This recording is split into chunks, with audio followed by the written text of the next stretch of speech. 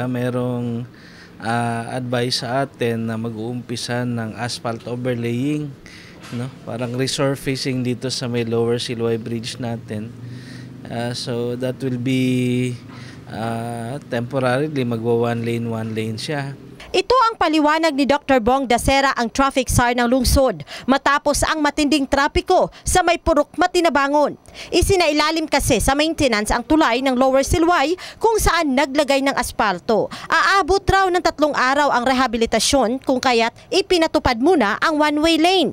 Aasahan pang lalala ang mabigat na daloy ng trapiko sa Lower Silway Bridge sa mga susunod na araw. Kaya ang mga pasahero ng mga pampublikong sasakyan na uuwi sa Purok Matinabangon napilitang maglakad na lamang. Malayo pa lang, nagtiyaga na silang maglakad makarating lang sa kanilang paroroonan sa takdang oras.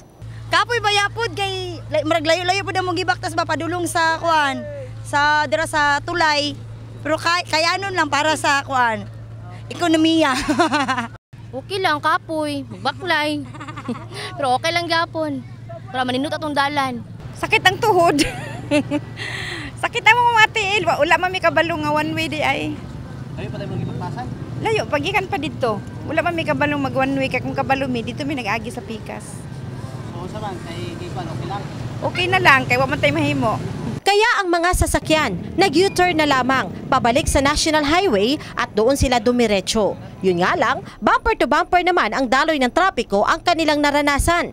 Kailangang i-divert ang traffic upang mabigyang daan ang ginagawang maintenance sa Lower Silway Bridge. Walay problema kay normal man na sa ina nga naitrabaho sa atong tulay.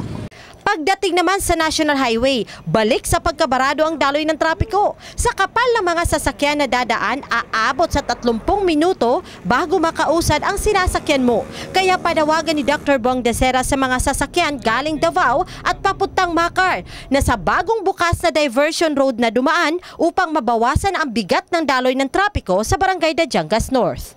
Na yun pong ating circumferential road bukas na at maaari nang gamitin.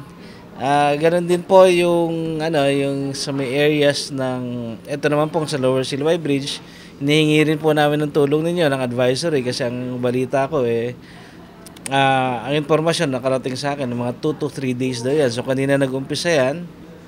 So matatapos yan sa sometime mga Thursday pa siguro. Kaya mga kabrigada, magbaon kayo ng matinding pasensya sa bagal ng daloy ng trapiko na inyong mararanasan sa National Highway, Barangay Dajangas North at sa Lower Silway Bridge nitong lungsod. Jen Solis, Brigada News.